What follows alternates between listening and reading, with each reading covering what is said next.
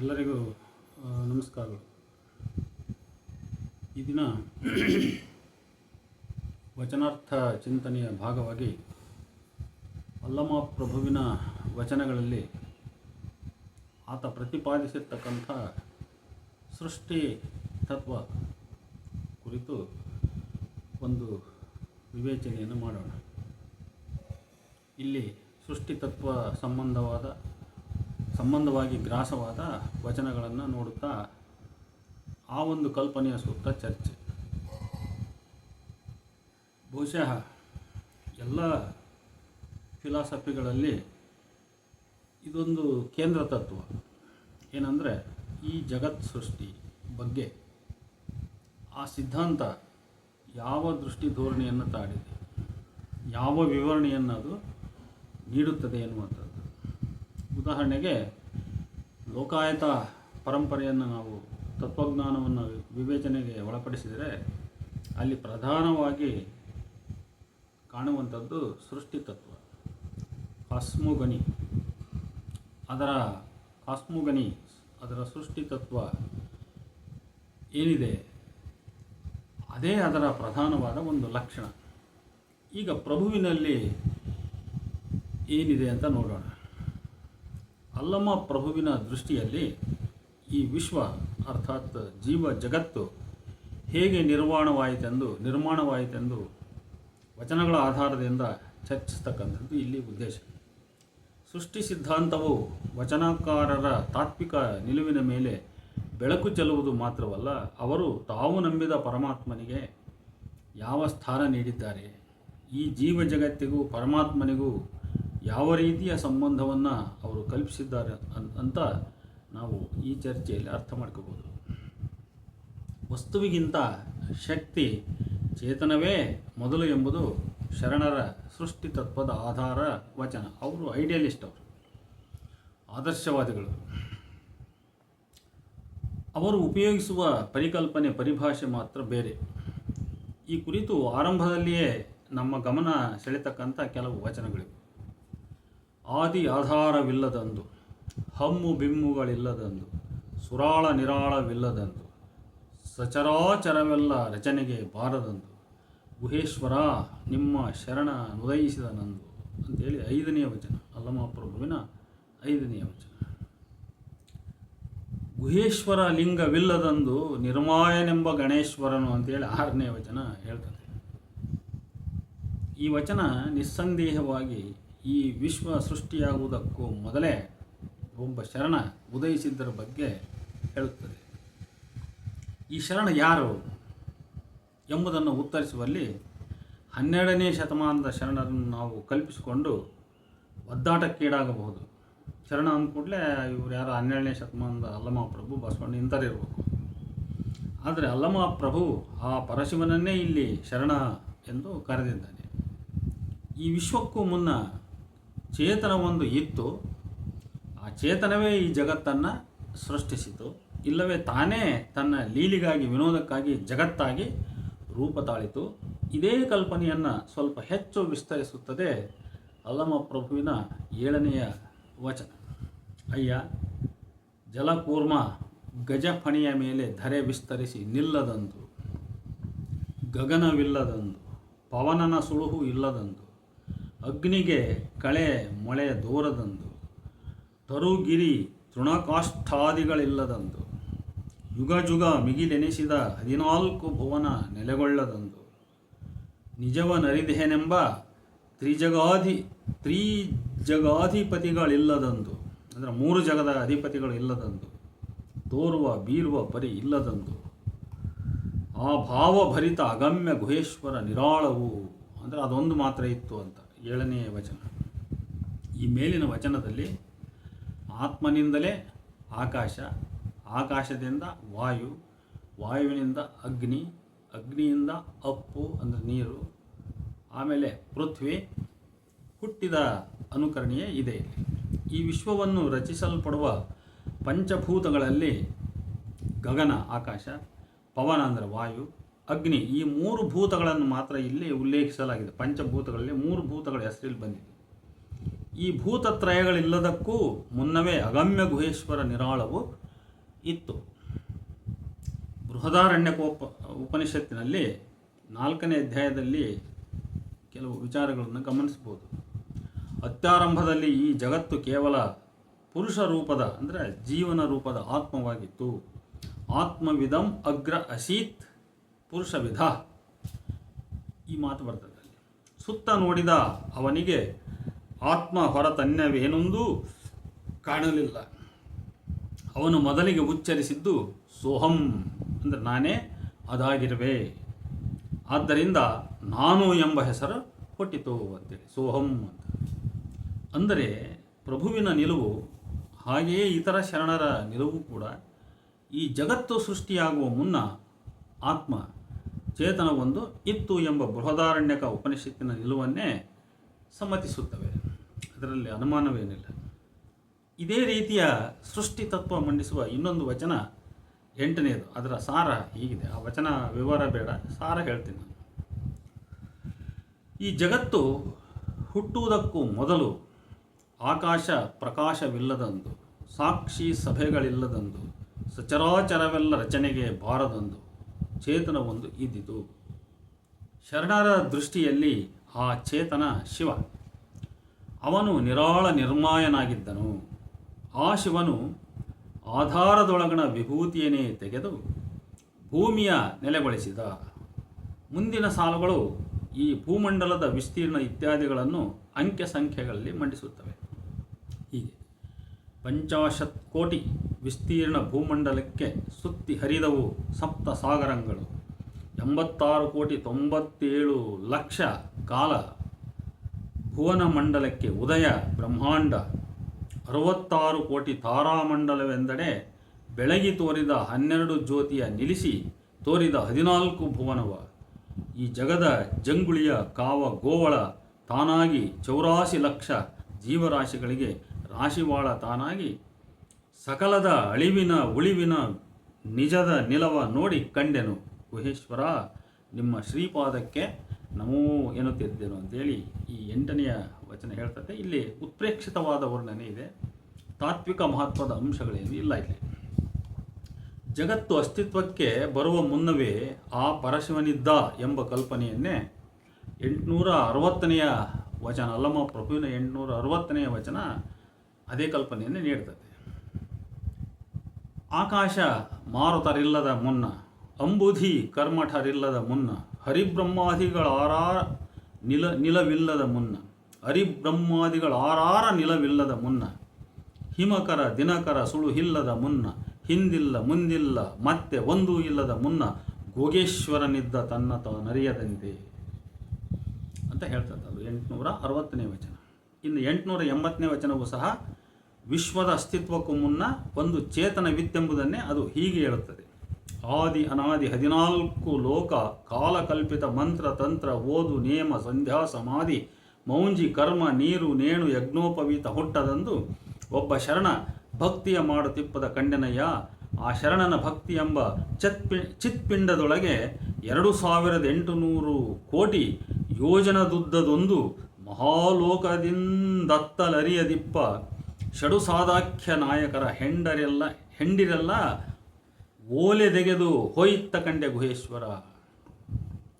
ಇಲ್ಲಿ ಸಾದಾಖ್ಯದ ಕಲ್ಪನೆ ನನಗೆ ಈ ವಚನದ ಬಗ್ಗೆ ಒಂದು ಅನುಮಾನ ಸಂಶಯವನ್ನು ಹುಟ್ಟಿಸ್ತದೆ. ಯಾಕಂದರೆ ಸಾದಾಖ್ಯ ಇದು ಶೈವರ ಕಲ್ಪನೆ, ಇದು ಶೈವರ ಕಲ್ಪನೆ. ಆದ್ದರಿಂದ ಇಂಥ ವಚನಗಳು ಕೆಲವೊಮ್ಮೆ ನಾವು ತಕ್ಷಣ ಅದನ್ನು ಸ್ವೀಕಾರ ಮಾಡ್ಕೊಳ್ಳಿಕ್ಕೆ ಸಂದೇಹವನ್ನು ಎಡೆ ಮಾಡ್ತವೆ, ಪ್ರಕ್ಷಿಪ್ತ ಇರ್ಬೋದು ಅನ್ನುವಂಥ ಒಂದು ಅನುಮಾನವನ್ನು ಹುಟ್ಟಾಕ್ತವೆ.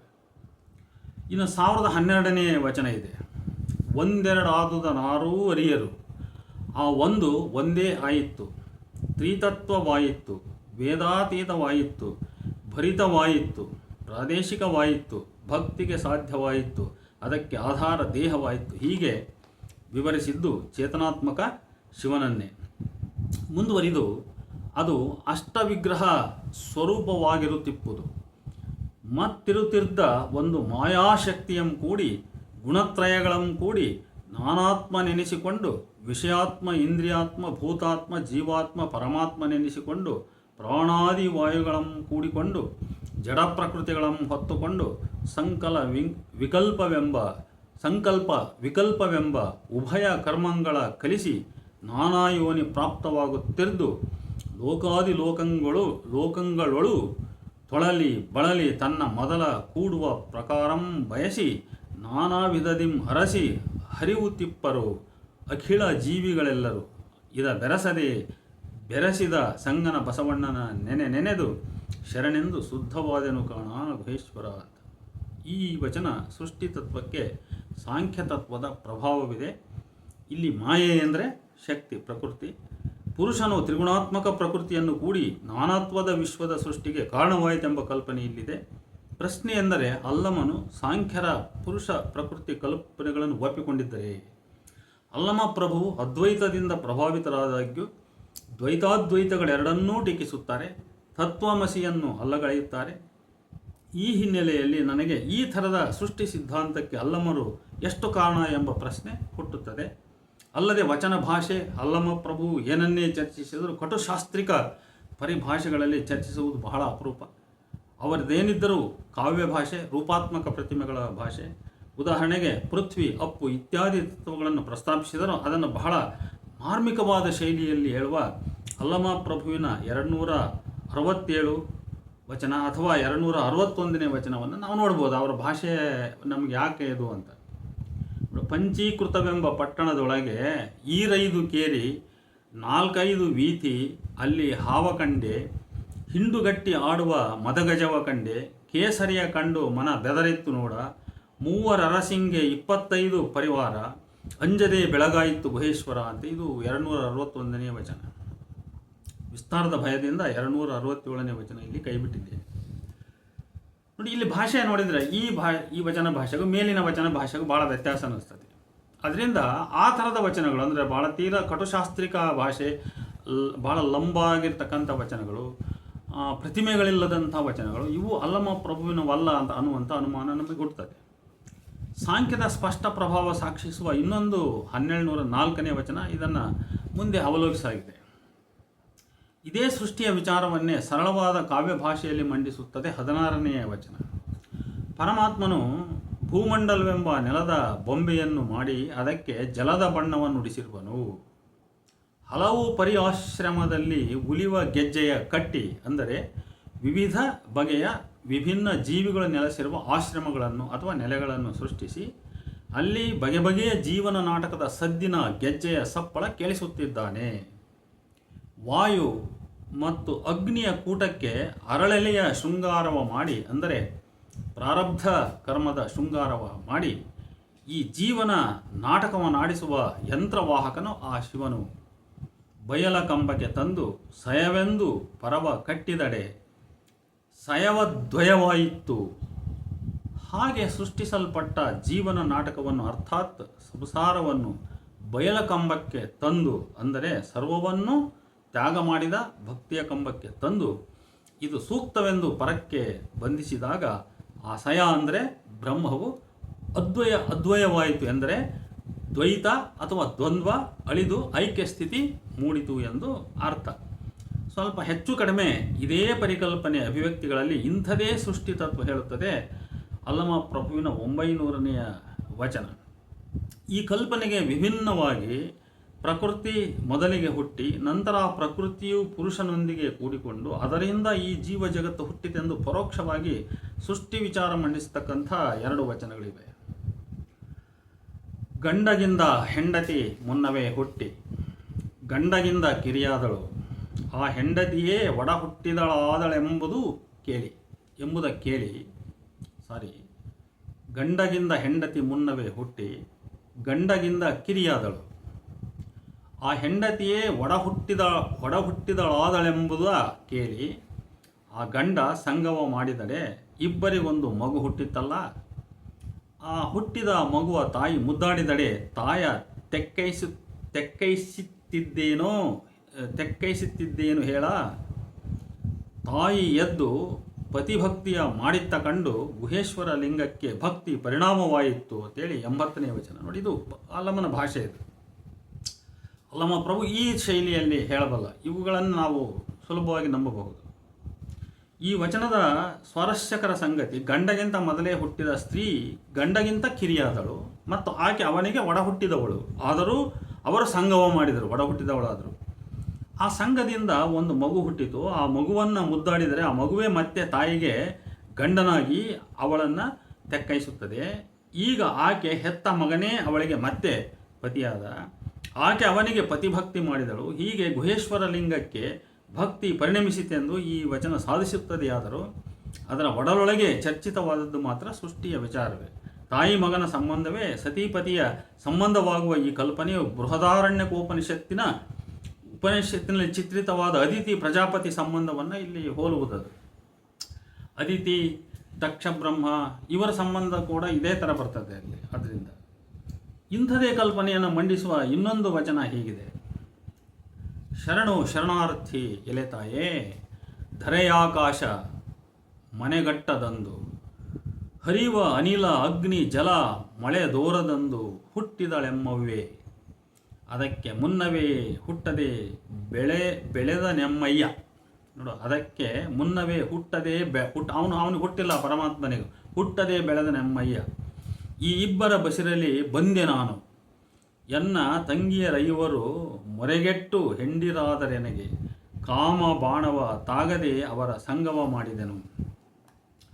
ನಾ ನಿಮ್ಮ ಭಾವ ಅಲ್ಲಯ್ಯನು, ನೀ ನನಗೆ ನಗೆವೆಣ್ಣು, ನಮ್ಮ ಗುಹೇಶ್ವರನ ಕೈವಿಡಿದು ಪರಮ ಸುಖಿಯಾಗಿ ಕಳವಳದ ಕಂದರವೇ ಏನು ಹೇಳ ಅಂತೇಳಿ 1518ನೇ ವಚನ ಹೇಳ್ತದೆ.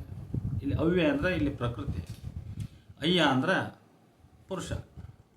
ಇವರಿಬ್ಬರ ಸಂಘದಿಂದ ಒಬ್ಬ ಶರಣ ಅಂದರೆ ಶಿವಶಕ್ತಿ ಹುಟ್ಟಿತು.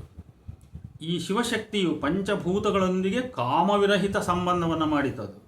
ಇದರಿಂದ ಮುಂದೆ ಜೀವ ಜಗತ್ತೆಂಬ ಸೂಚನೆ ಈ ವಚನದಲ್ಲಿ ಇದೆ. ವಿಶ್ವವನ್ನು ಮಾಯೆ ಎಂದು ಕಲ್ಪಿಸಿದ ಸೃಷ್ಟಿಯ ವಚನ ಇನ್ನೊಂದು ಹೀಗಿದೆ: ಅದು ವಾರಿ ಬಲಿದು ವಾರಿ ಕಲ್ಲಾದಂತೆ ಶೂನ್ಯವೇ ಸ್ವಯಂಭುವಾಯಿತು.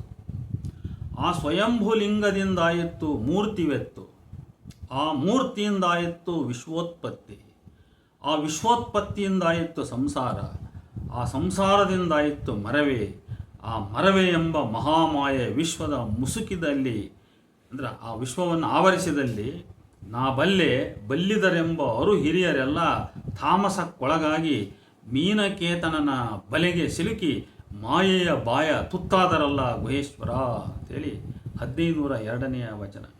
ಇಲ್ಲಿ ಮಾಯೆ, ಸಂಸಾರ, ಇದು ಶರಣರು ಪರೋಕ್ಷ ಇದನ್ನು ಅಲ್ಲ, ಇದನ್ನು ವಿಘ್ನ ಅಂತ ತಿಳಿದಿರಲಿಲ್ಲ ಅನ್ನೋರು ಈ ಇಂಥ ವಚನಗಳನ್ನು ಸ್ವಲ್ಪ ಆಳವಾಗಿ ಓದಬೇಕು. ಸಂಸಾರ ವಿಘ್ನ ಅನ್ನೋದು ಶರಣರಲ್ಲಿ ಬರೀ ನೇರವಾಗಿ ವ್ಯಕ್ತವಾಗಬೇಕಂತ ಇಲ್ಲ, ಅದು ಪರೋಕ್ಷವಾಗಿಯೂ ಕೂಡ ಬಹಳಷ್ಟು ವಚನಗಳಲ್ಲಿ ವ್ಯಕ್ತವಾಗಿದೆ. ಅಲ್ಲಮ್ಮ ಪ್ರಭುವಿನಲ್ಲಿ ಸಾಕಷ್ಟು ವಚನಗಳನ್ನು ನಾನು ನೋಡಿದ್ದೇನೆ. ಈ ಅರ್ಥದ ಒಂದು ಛಾಯೆಯನ್ನು, ಅದರ ಜಾಡನ್ನು ನಾನು ಸ್ಪಷ್ಟವಾಗಿ ಹಿಡಿದಿದ್ದೇನೆ. ಅದರಿಂದ ವಚನಕಾರರು ಸಂಸಾರ ಅಥವಾ ಈ ಮಾಯಾತ್ಮಕ ಜಗತ್ತು ಇದು ಐಕ್ಯಕ್ಕೆ, ನಿರ್ವಾಣಕ್ಕೆ, ಮೋಕ್ಷಕ್ಕೆ ವಿಘ್ನ ಎಂದೇ ಬಗೆದಿದ್ದರು. ಅದು ಬಿಡುಗಡೆ ಮಾಡ್ತಾ ಅದರಿಂದ ಬಿಡುಗಡೆ ಆಗದೇ ಇದ್ದರೆ ಮೋಕ್ಷವಿಲ್ಲ ಅನ್ನೋದೇ ಶರಣರ ಸ್ಪಷ್ಟವಾದ ನಿಲುವು.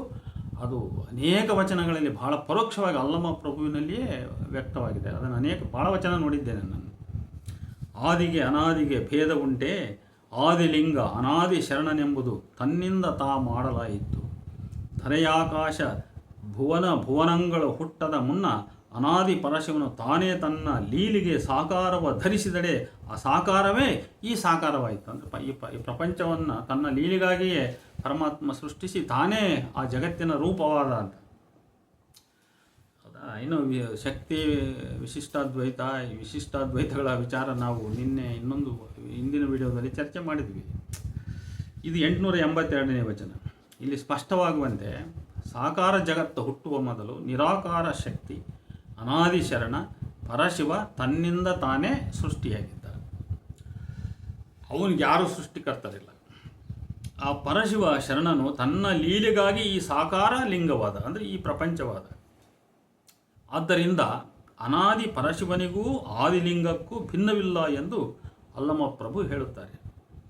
ಇದೇ ಪರಶಿವನನ್ನೇ 878ನೇ ವಚನದಲ್ಲಿ ಆದಿ ಅನಾದಿ ಇಲ್ಲದಂದು ಒಬ್ಬ ಶರಣ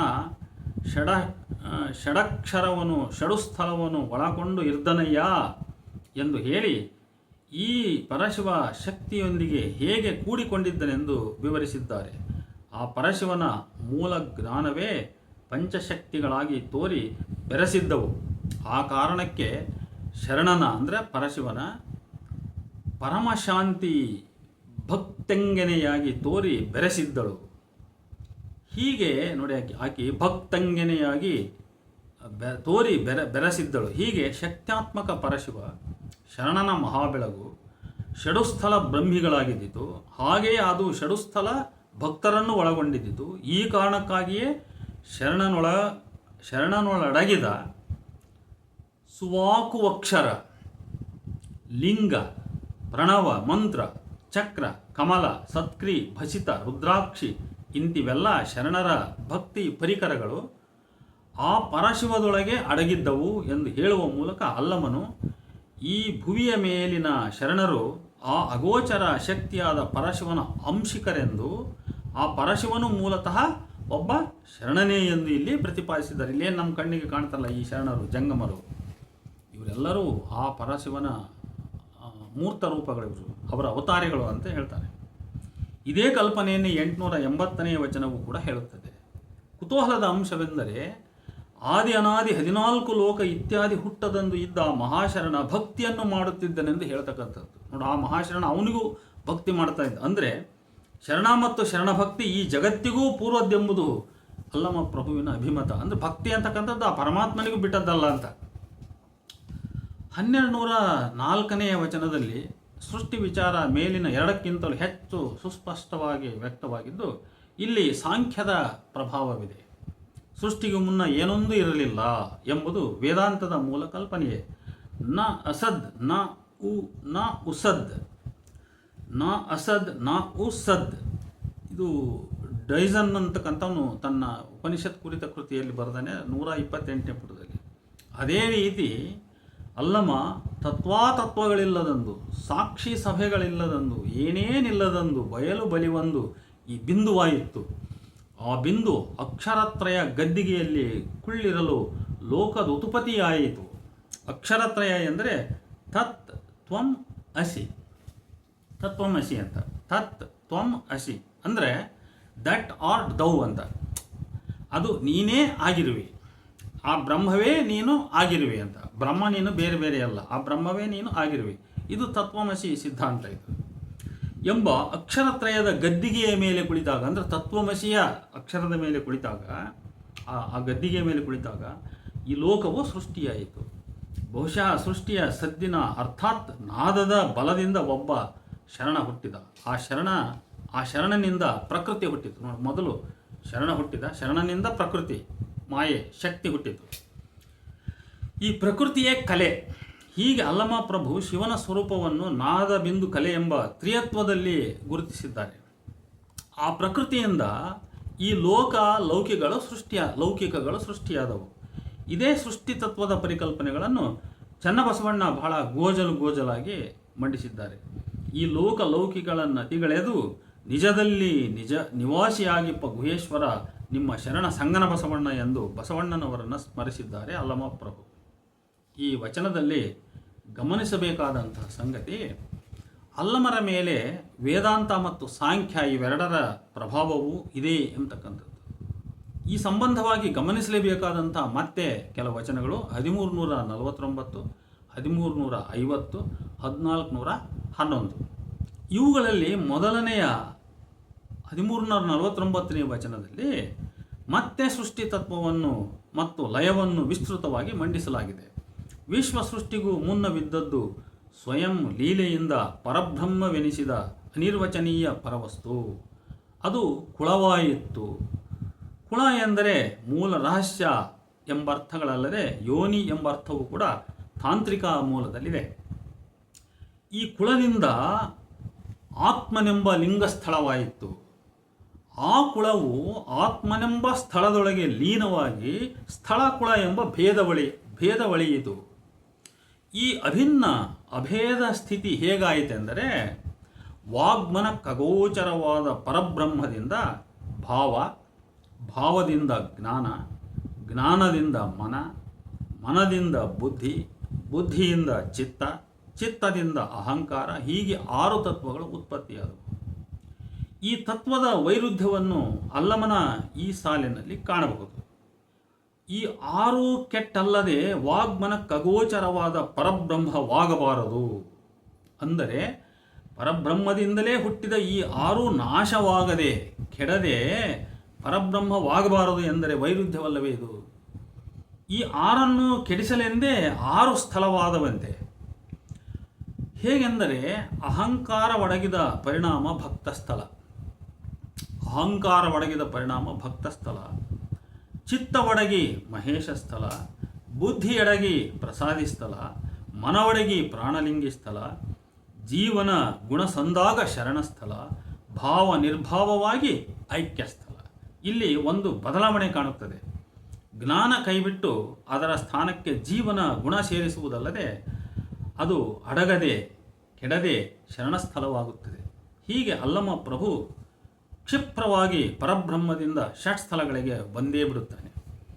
ಅಲ್ಲಮನ ಈ ಸೃಷ್ಟಿ ಸಿದ್ಧಾಂತದಲ್ಲಿ ಚನ್ನಬಸವಣ್ಣನ ವಚನದಲ್ಲಿ ಕಾಣುವ ಕಶ್ಯಪ ಬ್ರಹ್ಮ 13 ಕುಮಾರಿಯರೊಂದಿಗೆ ಮಾಡುವ ಲೋಕ ಸೃಷ್ಟಿಯ ನೆರಳು ಇಲ್ಲಿಲ್ಲ. ಅಂದ ಮೇಲೆ ಚನ್ನಬಸವಣ್ಣನವರ ವಚನದಲ್ಲಿ ಆ ಕಲ್ಪನೆ ಹೇಗೆ ಬಂದಿತು? ಈ ಕಲ್ಪನೆಯು ಪ್ರಕ್ಷಿಪ್ತವಿರಬೇಕೆಂಬ ಅನುಮಾನ ಬರದೇ ಇರೋದು. ನೋಡಿ, ಹೀಗೆ ನನ್ನ ಪ್ರಕಾರ ಅನೇಕ ವಚನಗಳು ಪ್ರಕ್ಷಿಪ್ತವಾಗಿವೆ ಅನ್ನುವಂಥ ಒಂದು ವಾದ, ದೊಡ್ಡವಾದ ವಿಚಾರ ನಮ್ಮ ವಿದ್ವತ್ ಲೋಕದಲ್ಲಿದೆ. ಅದು ನಿಜ ಎನ್ನುವುದಾದರೆ ಅದನ್ನು ಪರಿಶೀಲನೆಗೆ ಮಾಡಬೇಕಾದ್ರೆ ನಾವು ವಚನಗಳನ್ನು ತಳಸ್ಪರ್ಶಿಯಾಗಿ ಓದ್ತಾ ಹೋಗಿ ಆ ವಚನಕಾರನ ಭಾಷೆ, ಆ ವಚನಕಾರ ಒಪ್ಪಿಕೊಂಡ ತತ್ವ, ಇವೆರಡಕ್ಕೂ ವಿರುದ್ಧವಾಗಿರ್ತಕ್ಕಂಥ ವಿಚಾರಗಳನ್ನು, ಸ್ವಯಂ ವೈರುಧ್ಯ ಏರ್ಪಡಿಸ್ತಕ್ಕಂಥ ವಿಚಾರಗಳನ್ನು ಅಥವಾ ಭಾಷೆಯನ್ನು ಯಾವ ವಚನಗಳು ಹೊಂದಿವೆಯೋ ಅವುಗಳನ್ನು ನಾವು ಪ್ರಕ್ಷಿಪ್ತ ಅಂತ ಸಾರ್ಟ್ ಔಟ್ ಮಾಡಿ ಅವನ್ನು ತೆಗಿಬೇಕಾಗ್ತದೆ. ನೋಡಿ, ಹೀಗೆ ಈ ಥರದ ವಚನ ಅಂದರೆ ಚನ್ನಬಸವಣ್ಣನ ವಚನದಲ್ಲಿ ಕಶ್ಯಪ ಬ್ರಹ್ಮ ಇವೆಲ್ಲ ಹೆಂಗೆ ಬಂದವು ಅನ್ನುವಂಥದ್ದು ಬರ್ತದೆ. ಈಗ ಅಲ್ಲಮನಿಗೆ ಮರಳೋಣ. ಅಲ್ಲಮರ ತತ್ವದ ವಿಶೇಷತೆ ಏನಂದರೆ ಈ ಷಟ್ಸ್ಥಳಗಳು ವಾಗ್ಮನ ಖಗೋಚರವಾದ ಪರಬ್ರಹ್ಮನ ಲಕ್ಷಣಗಳೆಂಬುದು. ಇಂತು ಷಟ್ಸ್ಥಳವಾಗಿ ವಾಗ್ಮನಕ್ಕೆ ಅಗೋಚರವಾದ ಬ್ರಹ್ಮವೇ ಆತ್ಮನು. ನಾನು ಅನ್ಯತ್ರ ಗಮನಿಸಿದಂತೆ ಆತ್ಮವು ಬ್ರಹ್ಮವು ಸೃಷ್ಟಿ ಮತ್ತು ಲಯದ ಅಥವಾ ಐಕ್ಯದ ಮೂಲ ಸ್ಥಾನ, ಅರ್ಥಾತ್ ಸ್ಥಳ ಅಂತ ಕರೀತಾರೆ. ಬ್ರಹ್ಮ ಅಂದರೆ ಯಾವ ಮೂಲದಿಂದ ಈ ಪ್ರಪಂಚ ಹುಟ್ಟುತ್ತೋ ಅದೇ ಸ್ಥಳ, ಮತ್ತೆ ವಾಪಸ್ ಎಲ್ಲಿಗೆ ಹೋಗ್ತದೋ ಅದೇ ಸ್ಥಳ ಅಂತ. ಮುಂದುವರೆದ ಅಲ್ಲಮನ ತತ್ವದಲ್ಲಿ ಈ ಷಟ್ಸ್ಥಲಾತ್ಮಕ ಆತ್ಮನಿಂದಲೇ ಆಕಾಶ, ಆಕಾಶದಿಂದ ವಾಯು, ವಾಯುವಿಂದ ಅಗ್ನಿ, ಅಗ್ನಿಯಿಂದ ಅಪ್ಪು, ಅಪ್ಪುವಿನಿಂದ ಪೃಥ್ವಿ ಹುಟ್ಟಿದವು. ಹೀಗೆ ಸೃಷ್ಟಿಯನ್ನು ವಿವರಿಸಿದ ಅಲ್ಲಮ ಪ್ರಭು ಇದಕ್ಕೆ ವಿರುದ್ಧ ಕ್ರಮದಲ್ಲಿ ಅಂದರೆ ಹಿಂಚಲನೆಯಲ್ಲಿ ಲಯವಾಗುವುದನ್ನು ಕೂಡ ವಿವರಿಸಿದ್ದಾನೆ. ಇಂತು ಕುಳಸ್ಥಳವಾಗಿ ಸ್ಥಳಕುಳವಾದ ವಿವರವೆಂತೆಂದರೆ, ಕುಳ ಸ್ಥಳವಾಗದಂದ್ರೆ ಹುಟ್ಟೋದು, ಸ್ಥಳವು ಮತ್ತೆ ಕುಳವಾಗದಂದ್ರೆ ವಾಪಸ್ಸು ಅದು ಲಯವಾಗದಂತ ಅರ್ಥ.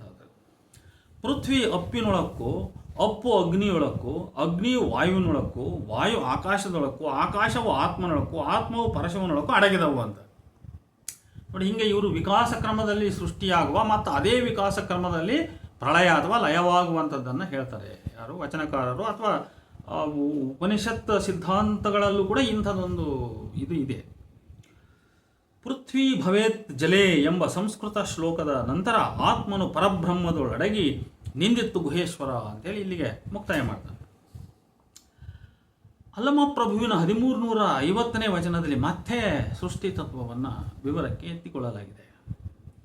ಏನೊಂದು ಇಲ್ಲದೊಂದು ಇದ್ದ ಮಹಾಘನಶೂನ್ಯ ಬ್ರಹ್ಮವಾಗಿದ್ದ ಪರಮಸ್ತು ತನ್ನ ದಿವ್ಯಾನಂದ ಸ್ವಲೀಲ ಸ್ವಭಾವದಿಂದ ಆತ್ಮನೆಂಬ ಅಂಗಸ್ಥಳವಾಯಿತೆಂದು ಪ್ರಾರಂಭವಾಗ್ತದೆ ಈ ವಚನ. ಈ ಜೀವಾತ್ಮನೆಂಬ ಅಂಗಸ್ಥಳಕ್ಕೆ ಸೇರಿದವು 25 ತತ್ವಗಳು. ವಾಗಾದಿ 5 ಕರ್ಮೇಂದ್ರಿಯ, ಶ್ರೋತ್ರಾದಿ 5 ಜ್ಞಾನೇಂದ್ರಿಯ, ಶಬ್ದಾದಿ 5 ವಿಷಯಗಳು, ಪ್ರಾಣಾದಿ 5 ವಿಷಯಗಳು, ಮನಬುದ್ಧಿ ಚಿತ್ತ ಅಹಂಕಾರ ಜೀವ, ಹೀಗೆ 5. ಈ 25 ತತ್ವಗಳೊಳಗೆ ಸಮರಸತ್ವ ಉಂಟಾಗಲು ಭಕ್ತಿ ತದರ್ಥವಾಗಿ ಆ ಮಹಾಘನ ಪರಾತ್ಪರವಪ್ಪ ದಿವ್ಯ ಲಿಂಗ ಅಂದರೆ ಶೂನ್ಯ ಬ್ರಹ್ಮವು 11 ತತ್ವವಾಯಿತು. ಶಾಂತ್ಯಾದಿ 5 ಶಕ್ತಿಗಳು, ಶಿವಾದಿ 5 ಸಾದಾಖ್ಯಗಳು, ಪರಶಿವ ತತ್ವ 1, ಒಟ್ಟು 11 ಲಿಂಗ ತತ್ವಗಳು. ಒಟ್ಟಿಗೆ ಅಂಗತತ್ವ 25 ಪ್ಲಸ್ ಲಿಂಗತತ್ವ 11, ಟೋಟಲ್ 36 ತತ್ವಗಳು. ಹೀಗೆ ವಿವರಿಸಿದ ನಂತರ ಈ ತತ್ವಗಳ ಸಮರಸೈಕ್ಯ ಹೇಗಾಯಿತೆಂದು ವಿವರವಿದೆ. ವಾಗಾದಿ ಪಂಚ ಕರ್ಮೇಂದ್ರಿಯಗಳು ನಿವೃತ್ತಿ ಶಕ್ತಿಯನ್ನು ಹೊಂದಿ ಕರ್ಮ ಸಾಧಕ್ಯವನ್ನು ನಡಗೂಡಿದಾಗ ಪೃಥ್ವಿ ತತ್ವ ಬದಲಾಯಿತು ಅಂತ. ಇಲ್ಲಿ ನಿವೃತ್ತಿ ಶಕ್ತಿ ಅಂದರೆ ಮೋಕ್ಷ ಅಥವಾ ವೈರಾಗ್ಯದ ಕಡೆ ಕರೆದೊಯ್ಯತಕ್ಕಂಥ ಶಕ್ತಿ, ಆ ಮನೋಬಲ. ಇದು ಪಂಚ ಕರ್ಮೇಂದ್ರಿಯಗಳನ್ನು ಹೊಂದಿ ಕರ್ಮ ಸಾಧಾಖ್ಯ ಅರ್ಥಾತ್ ಕ್ರಿಯಾವಿಧಿಗಳೊಂದಿಗೆ ಕೂಡಿಕೊಂಡಾಗ ಪೃಥ್ವಿ ತತ್ವ ಅಂದರೆ ಮಾಯಾತತ್ವ ಸಂಸಾರ ಸಂಬಂಧ ಲಯವಾಗುವುದು. ನಂತರ ನೋಡಿ, ಮಾಯಾತ್ಮಕ ಸಂಸಾರ ಸಂಬಂಧ ಲಯವಾಗುವುದು, ಮತ್ತು ಅದಾದಮೇಲೆ ಮೋಕ್ಷ ಅಂತ. ನಂತರ ಶಬ್ದಾದಿ 5 ವಿಷಯಗಳು ಪ್ರತಿಷ್ಠಾಶಕ್ತಿಯನ್ನು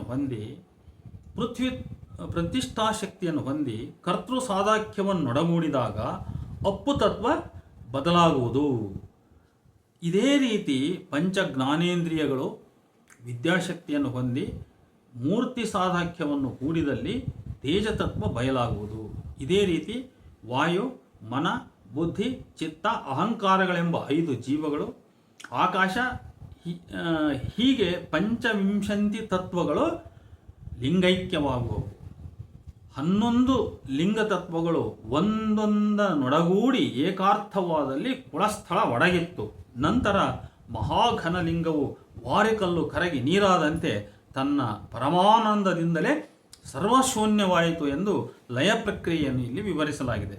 ಹೀಗೆ ನಿರೂಪಿಸಿ ತತ್ ಪದವೇ ಲಿಂಗ, ತ್ವಂ ಪದವೇ ಅಂಗ, ಈ ಎರಡರ ಐಕ್ಯವೇ ಅಸಿ ಎಂದು ತತ್ವಮಸಿ ವಾಕ್ಯಕ್ಕೆ ಲಿಂಗೈಕ್ಯದ ಅರ್ಥವನ್ನು ಬೆಸೆಯಲಾಗಿದೆ. ಹೀಗೆ ಇದೆಲ್ಲ ಪ್ರಕ್ಷಿಪ್ತವಿರಬೇಕು ಅಂತ ಅನ್ನುವಂಥ ಅನುಮಾನ. ಯಾಕಂದರೆ ಈ ಥರದ ವಿಚಾರಗಳು ಇವೆಲ್ಲ ಅತೀ ವೇದಾಂತ ಪಂಡಿತರಿಂದ, ನೋಡಿ ಇಲ್ಲಿ ಶರಣರ ಮೇಲೆ ವೇದಾಂತದ ಪ್ರಭಾವವನ್ನು ಸೂಕ್ಷ್ಮವಾಗಿ, ಅದರ ತೆಳುವಾಗಿ, ಅದರ ಬಹಳ ನೈಜ ಸ್ಥಿತಿಯಲ್ಲಿ ಗುರುತಿಸ್ತಕ್ಕಂಥದ್ದು ಬೇರೆ, ಅತಿ ವೇದಾಂತಿಕ ಐಡಿಯಾಗಳನ್ನು ತುರುಕಿ ಅದನ್ನು ಹೇಳ್ತಕ್ಕಂಥ ವಿಚಾರ ಬೇರೆ. ಸ್ವಲ್ಪ ಇದರಲ್ಲಿ ನಾವು ಒಂದು ಬ್ಯಾಲೆನ್ಸನ್ನು ನಾವು ಮೇಂಟೈನ್ ಮಾಡಬೇಕಾಗ್ತದೆ. ನೋಡಿ ಇದೆಲ್ಲ ಈ ವಚನ ಅತಿ ಶಾಸ್ತ್ರಿಕ, ಅತಿ ವೇದಾಂತಿಕ ವಿಚಾರಗಳನ್ನು ಇದು ಮಂಡಿಸ್ತದೆ. ಇನ್ನು ಇದೆಲ್ಲ ಅಲ್ಲಮನ ಶೈಲಿ ಹೊರಗಿಂದೆ ಅಂತ ನನ್ನ ಅಭಿಪ್ರಾಯ. ನನಗೆ ಈ 1350ನೇ ವಚನದ ಸಾಚಾತನದ ಬಗ್ಗೆ ಅನುಮಾನ. ಕಾರಣ, ಒಬ್ಬನೇ ವಚನಕಾರ ತನ್ನದೇ ದೃಷ್ಟಿಯ ಸೃಷ್ಟಿ ತತ್ವವನ್ನು ಹೀಗೆ ಭಿನ್ನವಾಗಿ ಹೇಳುವ ಪ್ರಮೇಯ ಉಂಟಾಗುವುದಿಲ್ಲ. 1349ನೇ ವಚನದಲ್ಲಿನ ವಿವರಗಳೇ ಸಮರ್ಪಕವಾಗಿವೆ. ಇಲ್ಲಿ ಪರಬ್ರಹ್ಮನಿಂದ 25 ತತ್ವಗಳ ಜೀವಾತ್ಮನಿಗೆ ಮತ್ತು ಇದಕ್ಕೆ ಯಾವುದೇ ಸಮರ್ಪಕ ತಾರ್ಕಿಕ ಜೋಡಣೆ ಇಲ್ಲದೆಯೇ 11 ಲಿಂಗ ತತ್ವಗಳನ್ನು ಸೃಷ್ಟಿಸಿರುವುದು ಬಹಳ ಕೃತ್ರಿಮವೆನಿಸುತ್ತದೆ. ಇದು 36 ತತ್ವದ ಈ ವಚನ, 1350ನೇ ವಚನ ಏನಿದೆಯಲ್ಲ, ಇದು ಕೃತ್ರಿಮ, ಇದು ನನ್ನ ಪ್ರಕಾರ ಇದು ಪ್ರಕ್ಷಿಪ್ತ ಅಂತಾರೆ. ಶರಣರು ಆದರ್ಶವಾದಿಗಳು ಈ ವಿಶ್ವಸೃಷ್ಟಿ ಅಮೂರ್ತ ಶಕ್ತಿಯಿಂದಾದುದು ಎಂದೇ ಅವರು ನಂಬಿದ್ದರು. ಈ ವಿಶ್ವಕ್ಕೂ ಮುನ್ನ ಅಂಥ ಒಂದು ಅಗೋಚರ ಶಕ್ತಿ ಇತ್ತು. ಈ ಕಲ್ಪನೆಯನ್ನು ಅಲ್ಲಮ ಪ್ರಭು ಒಂದು ವಚನದಲ್ಲಿ ಹೀಗೆ ಆತ ಮಂಡಿಸಿದ್ದಾನೆ. ಆಕಾಶ ಮರುತರಿಲ್ಲದ ಮುನ್ನ, ಅಂಬುದಿ ಕರ್ಮಠರಿಲ್ಲದ ಮುನ್ನ, ಹರಿಬ್ರಹ್ಮಾದಿಗಳ ಆರಾರ ನಿಲವಿಲ್ಲದ ಮುನ್ನ, ಹಿಮಕರ ದಿನಕರ ಸುಳಿವಿಲ್ಲದ ಮುನ್ನ, ಹಿಂದಿಲ್ಲ ಮುಂದಿಲ್ಲ ಮತ್ತೆ ಒಂದೂ ಇಲ್ಲದ ಮುನ್ನ, ಭೋಗೇಶ್ವರನಿದ್ದ ತನ್ನ ತಾನರಿಯದಂತೆ ಅಂತ 860ನೇ ವಚನ ಇದು. ಒಂದೆರಡಾದುದನಾರು ಅರಿಯರು ಎಂಬ ಅಲ್ಲಮರ ವಚನವು ಸೃಷ್ಟಿ ತತ್ವವನ್ನು ಕಟ್ಟಿಕೊಡುತ್ತದೆ. ಅಖಂಡ ಸೃಷ್ಟಿಗೆ ಮೂಲ ಒಂದು ಅಗೋಚರ ಶಕ್ತಿ. ಆ ಒಂದು ಈ ದೇಹದೊಳಗೆ ಬಂದು ನೆಲೆಸಿ ಭಕ್ತಿಗೆ ಸಾಧ್ಯವಾಯಿತು.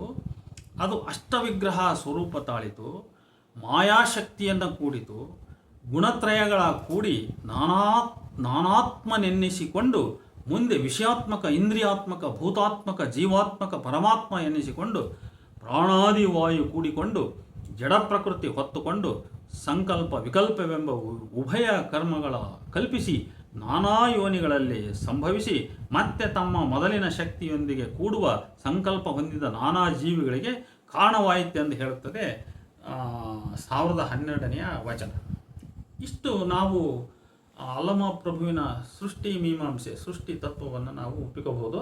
ಇದರೊಳಗಿನ ಪ್ರಕ್ಷಿಪ್ತ ಅಂಶಗಳನ್ನು ಕಡೆಗಿಟ್ಟು ಕೂಡ ಒಂದು ಸಾರಾಂಶ ನಿಚ್ಚಳವಾಗಿ ನಮಗೆ ಸ್ಪಷ್ಟ ಅನಿಸುತ್ತೆ. ಏನಂದರೆ, ಅಲ್ಲಮ ಪ್ರಭು ಒಬ್ಬ ಆದರ್ಶವಾದಿ. ಅವರ ಮೇಲೆ ಉಪನಿಷತ್ತಿನ ದಟ್ಟ ಪ್ರಭಾವ ಮತ್ತು ಸಾಂಖ್ಯ ತತ್ವದ ದಟ್ಟ ಪ್ರಭಾವವೂ ಕೂಡ ಇತ್ತು. ಆ ಪರಮಾತ್ಮ ಅನ್ನುವಂಥವನು ಅದೊಂದು ಶಕ್ತಿ. ಅದು ಈ ಪ್ರಪಂಚ ಹುಟ್ಟೋದಕ್ಕಿಂತ ಮುಂಚೆ ಅದು ತಾನು ಯಾರಿಂದನೂ ಹುಟ್ಟದೆ ತಾನೇ ಹುಟ್ಟಿತ್ತು.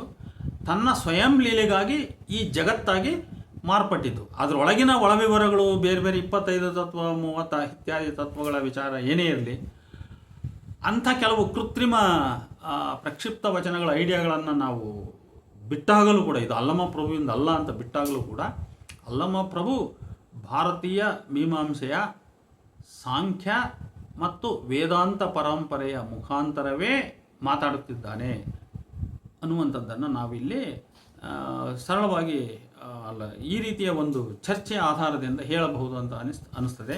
ಇಲ್ಲಿಗೆ ಈ ಉಪನ್ಯಾಸವನ್ನು ನಾನು ಮುಗಿಸ್ತಾ ಇದ್ದೇನೆ. ನಮಸ್ಕಾರ.